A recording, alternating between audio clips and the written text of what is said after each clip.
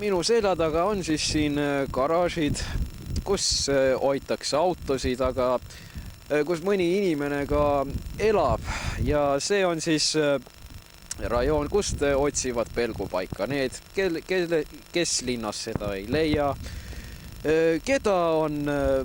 kellele on naine kinga andnud, kelle ülemus oli saabas, et sai tema käest kinga.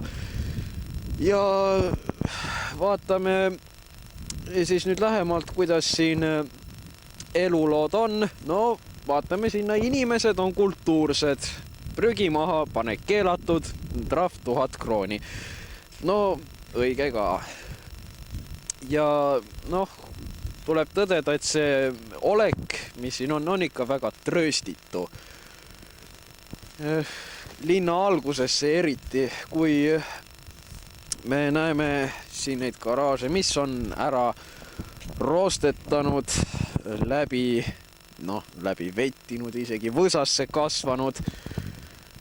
Aga sellele vaatamata on inimesed siin kultuursed.